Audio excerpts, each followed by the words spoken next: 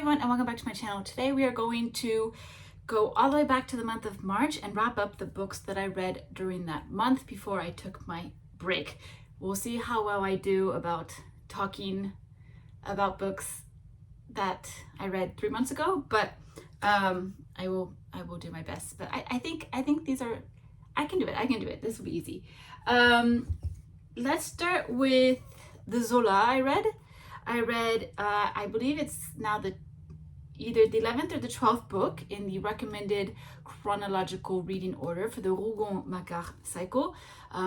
So I read Le Ventre de Paris, The Belly of Paris, and this is my very last reread for this series. I had once, when I first started reading Zola, I was just choosing books here and there, and then I made the conscious decision to read them in an actual discernible order when I decided to actually read the entire series, which is a 20-book series. And yeah, because of that, I had to reread 3 books, and now this is the very last one, and from here on out, all the books that I read will be brand new to me. So upon reread, let's see, what is this book about? This book is about this young character named Florent, who had been exiled abroad, and he's found his way back to Paris. And when he arrives in Paris, he is taken in by his either brother or half-brother, I actually don't remember right now, but either one, by a brother figure. And his brother works as a butcher in his own butchery shop. And basically what it is that it's a book that looks at this neighborhood within Paris at this time where everyone sort of has their own little shops, and there's a bit of competition with them, and then there's also a general competition within society between the haves and the have-nots, where Florent is a have-not and his brother is a have. So it's a book about how Florent is trying to integrate him back to society that doesn't want him, and that even he himself feels quite a bit of antagonism towards. So this is another beautiful book by Zola with amazing descriptions, particularly because all the foods that all of the stores that are mentioned in this book are all related to food. So you have a cheese shop, you have a butchery, you have the market of Les Halles, which was brand new at the time, which is the big marketplace where they'll sell vegetables and fruits and meats and fish and just anything you can want, they sell. And at one point, Florent becomes a sort of manager and administrator of the fish section of Les Halles. So there's just all these delicious descriptions of food and just how we interact with food, and how as French people, we interact with food, and how amazing food is in our culture. I mean, the descriptions of the cheese shops when they're describing every single cheese that we are very familiar with, oh my gosh. The butchery, when he comes in and Zola describes all the pâtés and all the different pieces of meat, the different styles of cuts of meat that we use, and the description of the fat and the smells and the oh my goodness, it's absolutely salivating. It's so beautiful, it's fantastic. And Zola, again, he just really puts you right in there, and then using his descriptive power to really make a commentary on the social times, again with like the haves and the have-nots, between the people who have money and the people who don't have the time to be revolutionary and to go against the government, while the haves want to protect what they have, and so obviously they're going to be pro-government, and so you have that clash. Both for morals, but also financial and survival and everything like that. And Zola just puts it all together so well. The only thing I have to say is that upon reread, if this is not at the top of my list of favorites of the cycle, only because I find that the actual plot of this particular book, the plot about Florent being a revolutionary and things like that, is a little bit too much in the background compared to the descriptions of everything to the descriptions of like the markets and the stores and whatnot.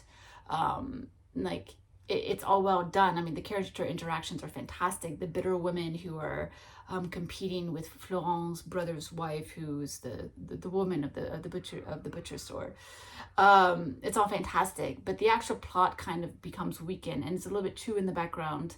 And because of that, just when I first picked up this book to reread it, all I could remember were the descriptions. And even upon a reread, I think a few months from now, I will still only mostly primarily remember the descriptions. So that just weakens it a little bit in my mind, where I'll realize, you know what, I actually don't remember what that book is about, but I just remember it was really well written. But it is very well written, and it is obviously very, very, very good. And the descriptions are exquisite. So another stellar read from Zola. Not one of my favorites, only because I feel like the balance between the story and the descriptions fell just a little bit. I think it could have been meshed together a lot better. All right, let me go into one very quick review. I read the play Andromaque by Jean Racine. This is a play that is sort of it is inspired by the Andromaque that was originally written by Euripides, which is a Greek play. And that play, so basically, Racine's play is based off of what happens after the end of the original play. So it's a play that has to deal with Achilles. It's the story of Achilles. And basically, the wife of Achilles, along with his son, had been sequestered to this village that belongs to the victors. And basically, Andromaque, the wife, has been promised to the general, the colonel, the winner. I don't know how to say. But his name is Pyrrhus. So Andromaque is promised to Pyrrhus, and Pyrrhus has every intention of marrying her. However, Pyrrhus is supposed to actually be married to this woman named Hermione, but he doesn't want her. Instead, there's a man named Oreste who is actually in love with Hermione. And so he goes up to Pyrrhus and asks Pyrrhus, if you don't want Hermione, can I have her? And Pyrrhus says yes. But the thing is that Andromaque refuses Pyrrhus, and as revenge, Pyrrhus decides to go back after Hermione, of which point Oreste is kind of like, oh my goodness, my great love has been taken from me, blah, blah, blah, blah, blah. And there's just this whole story, it's this big love triangle square type situation. And it's a tragedy, and I have discovered that I don't think I like tragedies that much.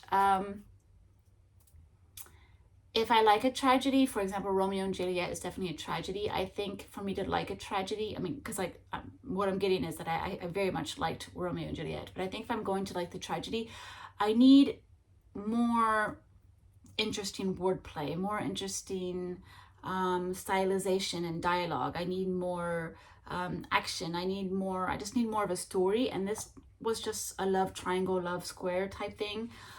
So it wasn't very interesting to me. I thought it was kind of boring. It's very well written.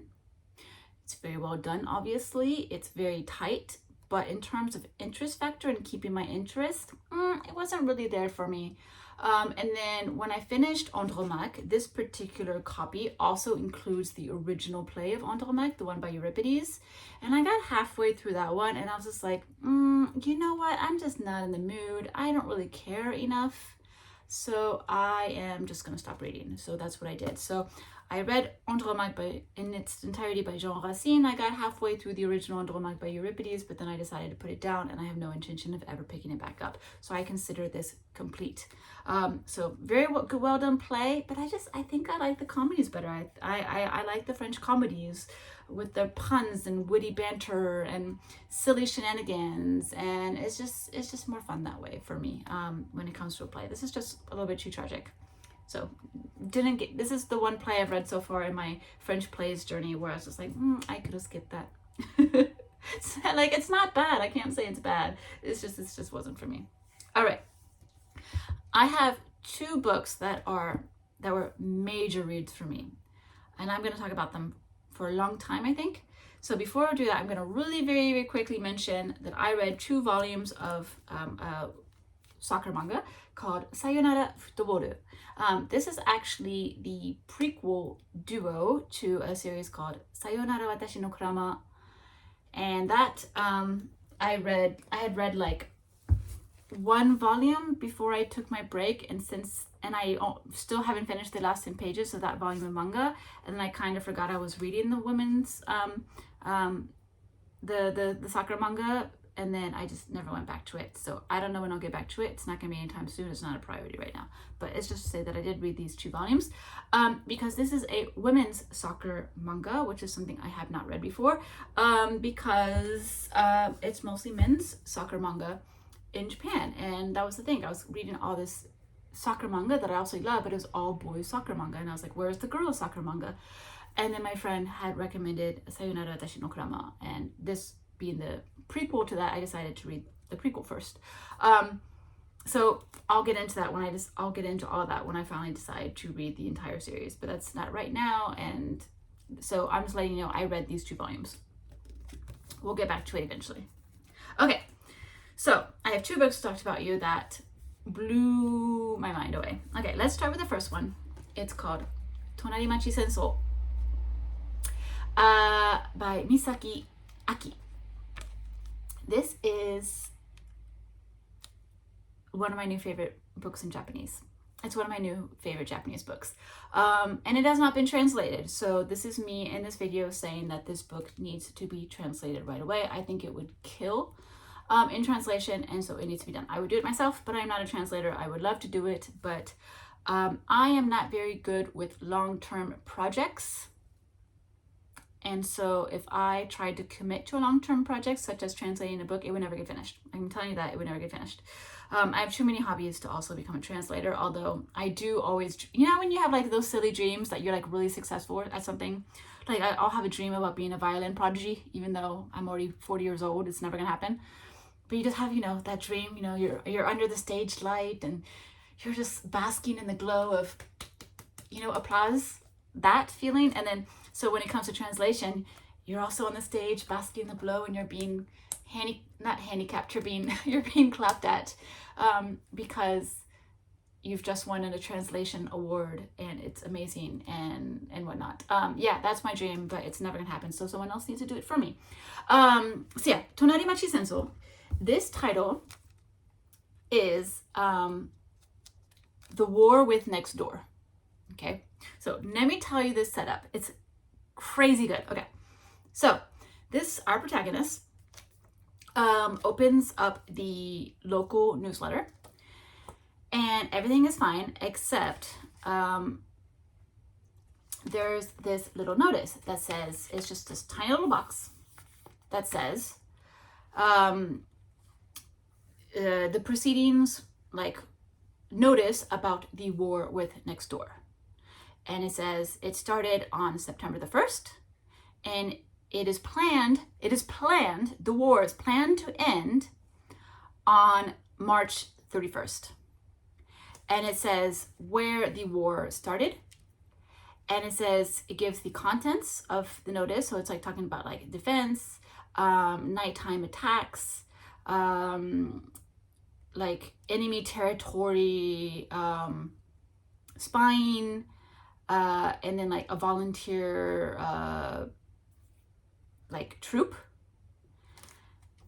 and that's it. There's no article, there's no explanation, there's nothing. And he looks at this and he's like, what do you mean? Like, we're at war with the town next door? Like, when did that happen? How did that happen? Why do I not know this? Like, how, what? And he goes to work the next day and no one's talking about it. They're all talking about like this like killer, like who's like that the police can't solve, and it's been in the newspaper. Like, that's all they're talking about. But there's no mention of a war. So he's like, well, that's weird. Well, maybe I just read that incorrectly. So about a week later or so, he gets the newsletter again. And this time, or it must be a month later, there's another box that gives you more information. And it's saying it's an update on the town population. So it says that it gives the population of men, women, and then it gives the population of like like then it gives like movement, so like how many people have come in and out of the town, so people who have left, people who have come, births, deaths, and then it says deaths due to the war, which is 12 people. And he's like, so we are at war. So this character is like, realizes that his town is now at war with the other town, but there's no bombing, there's no gunshot, there's nothing on the news, there's no information except what he sees. So it's very, very confusing. He's like, well, where do these 12 people come from? Like, how did 12 people die in the war when there's no war outside? So then he gets contacted by the government, and the government says, you are going to work as a spy for us. And he's like, okay, I guess. Because like, he's like, I mean, I guess I can. I mean, it's voluntary. They're like, well, it's kind of like a mandatory voluntary system. So it's voluntary, but you have to do it. So he becomes a spy for the town, and he is tasked to live in the town that they are at war with and to make observations. But like, there's nothing happening. There's nothing going on. So he's like, what am I supposed to make observations about? Like the only hint he's seen at anything, and this is what's so amazing about the book, is because there's like little smearings of something here and there where you're like, well, that's kind of weird. That does kind of stand out. So for example, when he gets hired to or forced to volunteer as a spy, he looks out the window, and out the window across the way there was a school, so he can see into the school's playground area. And the kids all have sticks, and on the end of the sticks there's all these fake knives, and they're basically being trained with for bayonets, how to use bayonets. And it's like, that's like his first thing, like that's kind of like warlike, because again, no bombs, no sound of guns, nothing. There's nothing going on. So he goes to the town and he becomes a spy, but again, he doesn't know there's nothing to observe. So like one day he's just like, well, I'm required to make reports, so I guess I'll just start writing stuff down. So he's like, today I looked out the window and there were 4 people doing maintenance on the electricity pole. And next time, so he's been assigned a partner as a spy, this woman. And she comes in and tells him, thank you so much for your notice. Because of your amazing actions, we were able to save like so many people.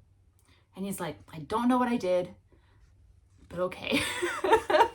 And so this story just progresses like that, where he at first he gets mandatory volunteered as a spy, then he gets tagged with this woman, so they're supposed to work together, and then just goes it, and then the whole time it's just very strange. He doesn't understand, no one will explain it to him, and then all of a sudden just the war ends just like that. And so this book it talks about so much in this most amusing but almost frightening kind of way, and that basically the message of the book is that, and you can make different interpretations. You could actually go further and interpret it in more ways if you wanted to, but the main message is basically like, with modern society the way it is, we have to change the definition of what war is, because war is not just people going out and shooting each other and stabbing each other on a battlefield. War has changed. The way we do war has changed, and the reasons we go to war have changed as well.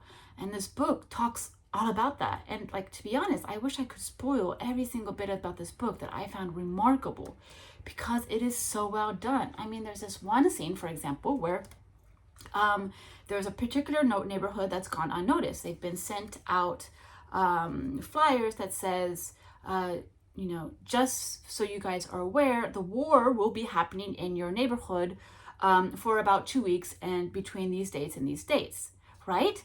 Like, isn't that insane? And so because of that, they decide to have what, you know, a normal neighborhood would have. Like if you have any questions, obviously people are going to have questions. So they have like a little neighborhood hall, town hall, but for just that neighborhood, where the people who live in that neighborhood can ask questions. And obviously our main character goes there because he doesn't understand about this war. He's like, there is no war. Like, what are we talking about? There is no war. So he goes to this question and answers kind of meeting, this council meeting, and it's just like the government officials telling them, okay, this is what you can expect. This is the timeline we're working for. The war won't go past like 6 p.m. to make sure that you guys can all go to sleep at a regular time. That's not going to affect your nightlife, etc., etc. And then there's like, so they do that. And then at the end of the session, they're like, if anyone has any questions, please ask them. And there's this one woman who stand up and she's like, well, you guys, you did say that the war will not go on after 6 p.m., which we really appreciate. However, this part that you mentioned does, will it interfere with school hours when we pick up our children? And the officials are like, oh, of course not. Of course, the war will not interfere with the school pickup line. Like, you guys will be okay. Don't worry about that, etc., etc. It's just like, it's so ridiculously weird, but like, it's just crazy. So it's like, it's this book that's telling you, it's basically, you have to redefine what war is. And it's basically also a book that has another message of, technically, we are always at war. And because we are always at war, we as citizens of this world, we are always making sacrifices, or we are making decisions that benefit a war, even if we're not directly participating in it. So basically, we as a modern society these days, we are all participating in these wars, even though we've never signed a contract to do it. We're not pulling the trigger, we're not stabbing anyone, we're not dropping bombs, but we are all participating in the war. We just do it in a different way. Could be in terms of economic services, right? Like if, like corporations, if you work for a corporation who supports one country, instead of working on the corporation that's another country, you're at a war with them. You are doing things with a company that has enough money to influence the politics of your country that makes them go to war with another country. So indirectly, we might not be pulling the trigger, but modern society, we are all participating in war as we speak. We're just not recognizant of it because we haven't changed what war means in our mind. So that this book, genius, absolutely fantastic. Another part that I really liked about it is it's showing, I love the way it shows Japanese bureaucracy, just like, because he is partnered with this woman who is very bureaucratic. She is very much by the dot, follows the rules, follows the laws. She only does what she is told, and she does not go off script, which is very Japanese, incredibly Japanese. Like, it's very common that Japanese are getting better these days because of all of the tourists that come in. But at the very beginning, for example, if you are an American and you ask for ice in your drink, you go to McDonald's, you're like, can I ask ice in my drink? They'd be like, it's not in the manual, we can't do that. And Americans are always shocked by that, because Americans, they go to a restaurant, they're like, oh, I want to order this, but don't put the cream cheese. Can I order this? Can I have it cooked this way? Can I replace the fries with mashed potatoes? Or can you give me extra sauce? Like, Japan does not do that. If it's not in the manual, they don't know how to do that. They are not allowed to go against what's written in the manual. They're not allowed to make decisions outside of what is written in the manual. So this book portrays that so well. It shows Japanese bureaucracy so well. Everything is by the book. Even war is by the book. If it's not in the manual, it's just not in the manual, right?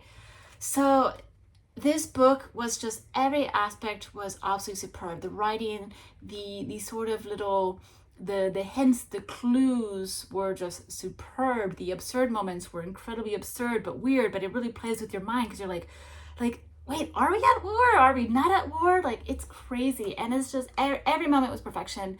I thought it's just genius. I think this book should be translated. I think it would have really, really great success. It's just like, it's crazy. Like, he even includes like like the documentation, right? Like here you have like traditional Japanese documentary, like make sure you sign here, here's the checklist, make sure you've gone through the checklist. There's, let's see, there's like another page with like his contract that he has to do. Like, yeah, like here are all the, like in case of emergency, like here's like the index of the manual, for example. The author includes all of this because it just shows the absurdity of Japanese bureaucracy. Like even at war, Japanese goes by the book. And it's just fascinating. I thought this book was genius. I thought it was superb. No, like it took me forever. It took me a year to read. Like I actually started I started reading this once around in like 2015. This book I think is from like 2006. It was originally published. I think I started reading it in 2015. And I loved it, but I think it was like I was kind of struggling with the Japanese at the time, so I put it down. But I always knew I wanted to come back to this. And even this, I've read this over a year. And it's not because I struggled with the Japanese, I realized. It's just that every single page is so immaculately well done that I just could not, like, I would read 3-4 pages and like put it down and be like, I need to think about this. Like, I just need to think about this. There's so much just happened and I need a moment. And I did this over the span of a year because it was just, the book was perfection. It was like, as I was reading, I just needed to like take a break and just really think about what the author, how like the author had done so well to make this happen. Yeah, so this is a new favorite Japanese book of mine. It is called となり町戦争, and it needs to be published. There you go. So you heard it here first. This book needs to be published right away. So, oh my gosh, that's so good. Okay, so the next book that's going to take a while for me to talk about, I don't have it because I read it online, and that is the book. It's called The Golden Chersonese and The Way Thither. Yes, I know that's a really weird title. It's a very hard, title. But this book is by a woman called Isabella Lucy Bird. And Isabella Lucy Bird is the author that I have been saying in a few videos now, or I've been hinting at her. I've never actually formally declared it, but this is the formal declaration, although I think I had to declare it in the book haul, but this is the actual formal declaration of this is my new obsession. This woman is my new obsession. Isabella Lucy Bird. Obsessed. I don't use that word because it's overused on the internet, but she's an actual obsession for me. I downloaded all of her books on Project Gutenberg because she is out of print. So who is Isabella Lucy Bird, and what is the book The Golden Chersonese and The Way Thither? Isabella Lucy Bird is a woman born in the 1800s from England. She was raised traditionally at the time by standard religious practices. She did her social studies, her languages, her mathematics, etc. But her parents added extra education because they themselves had a particular interest that they were really passionate about. For example, her father was very much into botany, and so he taught her all about looking at plants and observing plants and understanding plants and respecting plants and whatnot. And so she was raised knowing all these very varied subjects. And she also had quite a bit of a wild streak with her. She was a very curious person. She immediately was about trying to help people and revolutionize things. The only issue is that she had very bad health. She had chronic health issues. And then so one day, the doctor said, you need to travel abroad and hopefully that will help. And so she traveled abroad, and that created this obsession where she continued to travel abroad. So you have this now foreign, white, proper English woman who is traveling all around the world. And as she traveled all around the world, she wrote letters to her sister about her travels. And those letters got collected into her books. And eventually her sister died, but she continued writing as if she was writing to her sister, and all the books that were published post her sister's death were just dedicated to her sister's memory.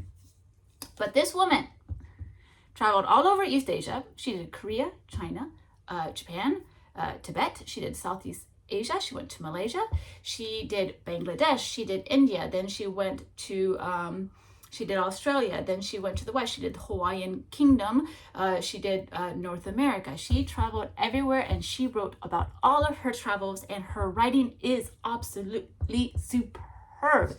It is fun, it is full of curiosity, it's full of respect, but she is still she's still a British foreign woman. There is a lot of British colonization, support of British colonization. You can't escape that. But if you're going to read her books with 2026 modern reviews, well, then maybe you shouldn't read any books from the 1800s. I don't know what to tell you. But I think she is absolutely superb. So you're probably wondering, well, how did he even find this Isabella Lucy Bird person? And how did that get you to read the Golden Chersonese? And why did you choose the Golden Chersonese in the way that it? Well, when I did my trip to Singapore, I went to the History Museum, and they had her book, this particular book, opened up to the page where she was talking about Singapore. And the letter to her sister starts off, it's hot. It's hot, hot, hot. Singapore is very hot. And then she describes all the colors and the noises and the scents that from her getting off the boat and just immediately entering the port of Singapore, and everything she was observing. And then she compared traveling to Jules Verne's romances. And I'm like, this woman is after my own heart. You are an exquisite writer, and you love Jules Verne, and you appreciate all the things that you see in your travels. And I knew immediately that I needed to get my hands on that book. So I immediately looked up on my phone. I was like, does this book exist? Has it ever been republished? Has it ever been reprinted? The answer is no. At least not this one, or not her East Asian ones. Just the North American ones. All in my last book haul, which I will scoot to show you. Scoot. Nope, it's in the other room. Scoot backwards. Scoot forward. Scoot back. Scoot forward. But I did in my book haul, I showed you guys the book of a lady in the Rocky Mountains, which is a horrible title. The Golden Chersonese one is so much better. But that one you can get. I mean, it's not in print, but it's been reprinted more recently, that you can actually get your hands on it, and you can actually purchase it if you know where to find it. But yeah, so fortunately, all of her books are on Project Gutenberg for free, and that is how I read her books. So I started with this one because this is the one that was at the museum. So I had just been to Singapore, I had just done Indonesia, I had done Kuala Lumpur, I had done Malaysia. Doing Kuala Lumpur doesn't mean you've done Malaysia. Obviously, there are other cities in Malaysia. I understand. Going to Moscow does not mean you've traveled Russia. Going to Paris does not mean you've traveled France. There's more to a country. I'm just saying, I have been exposed to that area of the world. And so because of that, I decided to read the book that I was first, that made me fall in love with this idea of this woman. So I read The Golden Chersonese and The Way Thither, which is about her travels to Malaysia. And the book is just amazing. I mean, this woman, so she went there after her after her travels from Japan, which obviously I'm going to read about her travels in Japan. Obviously that's going to happen. But I want to start with this one. So she left Japan, and she decided to come towards Malaysia. She did Kuala Lumpur, but she also she did Singapore, but she also just went to the middle of the country of Malaysia. She did the middle of the part, which most people don't really go to. And so she just observes. She just gets obviously British colony. But she makes observations. She makes observations about is the colony good? Is it not good? How are the local people responding to these new rules, or these new English rules being presented, these new English laws that be presenting? Does it clash with their culture? Is it helping their culture survive? She shows great interest. She's very active in with hospitals. So she visits hospitals when she goes there, and she observes the medical facilities. And it's interesting to see her observations. One medical facility, she lauded the cleanliness of the rooms. There was beautiful sunshine coming in. They were spacious. They were quite airy, but at the same time, she admonished the conditions of the patients. The patients themselves weren't very clean, so their injuries weren't clean. So there was gangrene. Their limbs were falling off. They weren't doing very well.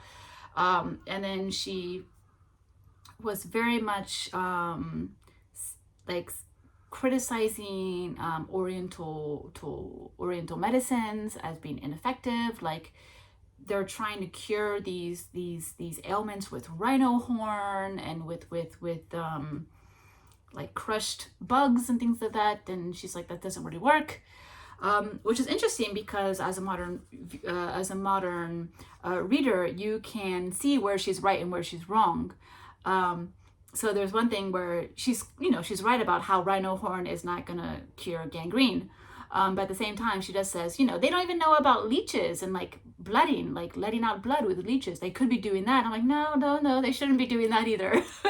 That one doesn't work either. But it's just interesting just to see like what she gets right, what she gets wrong.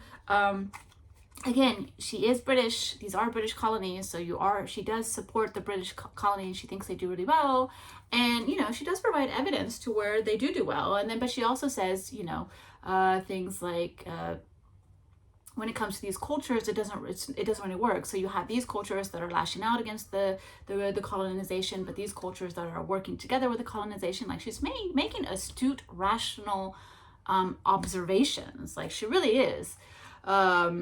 But she is going to have a bias, obviously, towards the British way of doing things. But it's remarkable. Now, however, at the same time, she is very blunt with the way she speaks. So there are certain races, there are certain tribes where she will flat out say they are ugly. Okay? You're just gonna have to accept that. There are very times she'll be like, these people are just ugly. I don't think they're attractive. I think they're she uses the word a lot, ugly. She flat out says this. They're very ugly. But she will also go, but to say like, but their clothing is beautiful. Their culture is beautiful. And she's also, I think she's still quite she's rational, and she still is able to self-reflect. And so the sense, like she says, I think, the way that they bathe without, their tops on or things like that seems very improprietous or things like that. Although she's not too like ooh, proper this, proper that. She's more of she has a wild heart. She says she has a wild heart. She prefers being away from civilization, what she considers to be civilization, like the big cities and stuff like that. She prefers to be discovering. But she will say like, she will laugh at herself by saying, I make that comment, but at the same time, they probably think we look silly with our bustles and corsets and all this fabric in this really, really hot weather. So I think, obviously, she's going to have certain biases, but I think she's still very much in command of reasonable thought. So just keep that in mind. But I think she's wonderful. Like, I mentioned this in this haul video. The common question you often get, like, as sort of a dinner table conversation of if you could speak with anyone, alive or dead, who would it be? Most common answer is obviously to bring a loved one that passed away in your life. But that's kind of a given. But other than that, I mean, I never knew. Like, who do I want to meet? I don't know. Einstein? I don't know. I don't know what I would say to him. What would I say if I could meet Einstein? I don't know. So I never really had an answer to that question until now. I would meet Isabella Lucy Bird because I think she's a fabulous woman. I would love to see her response to the world, how it is now. I would kill to know. I would love to know more about her travels, more than what she wrote herself, and just hear the stories from her own mouth. But then I would love to see her, see the evolution of what the British colonization has created, the effects of it. I think it'd be absolutely fascinating. I love her to see modern hospitals so she can see the change in how medicine has occurred. And it's just amazing. She's fascinating. Like I said, with her, for example, her father's loves of botany was very much passed on to her. So she takes the time to really to describes the local flora in an area and praises it and makes logical comparisons with England and saying like the flora is beautiful, but it is definitely beautiful in the country it's in. Like, I think realistically, I do appreciate the diversity of all the roses and things like that in my home country. But when it comes to the greenery, the lusciousness that's all year round, the fruits and things, she's very eager to praise it all. So I just think she just has this wonderful look at the world in her travels, and I'm going to read every single one of her books. Like I've already read her one about Tibet. You'll see that in the following book, Wrapup. But she's amazing. So that is what I read in the month of March. Really good time. Like the Isabella Lucy Bird is just the most amazing discovery I've had in 2026. I'm so excited about that. I'm seriously tempted to spend like $800 on a first edition of this book. Like, it's very tempting. the only thing, like, it's not really even the price that's stopping me. It's more the fact that like bringing that book into Japanese humidity, I'm afraid it would damage it. So there's hesitation. But I like, as a reader, we should, we need to keep buying these books to bring them back into existence, to make them, to make people aware of them again. And if no one buys them, then people will just start throwing them away. And I think that's very unfortunate. You lose history. You lose, like, the golden Chersonese and the way thither. I learned that the term running amok comes from Malaysia, right? Like, to run amok actually comes from a particular thing that Malaysians in this one area used to do, which actually wasn't a very good thing at all. But it became a part of English language because of it, and I thought that was absolutely fascinating. Like, I mean, there's this one line she says, like mosquitoes must be so confused about their dinner being 4 white people. Like she has humor, and it's just so delightful. And I think so many of these books have been lost, and we need to be reading these books so that they come back. So anyway, thank you so much for watching and for listening to me. I'm so happy that I was able to finally share these books with me. Oh, it's been torture to have not talked about Toなり町戦争yet, and not talked about the golden Chersonese and the way thither yet, like it being June, even though I read these in March. Like, I'm actually kind of worried that because it's a March video, people will just skip over it thinking it's for March. Like, I've already seen this, but no, this is brand new. So if you made it through here, very happy I caught your attention, even though this is a March wrap up. So anyway, thank you so much for watching, and I will see you in my next video. Bye.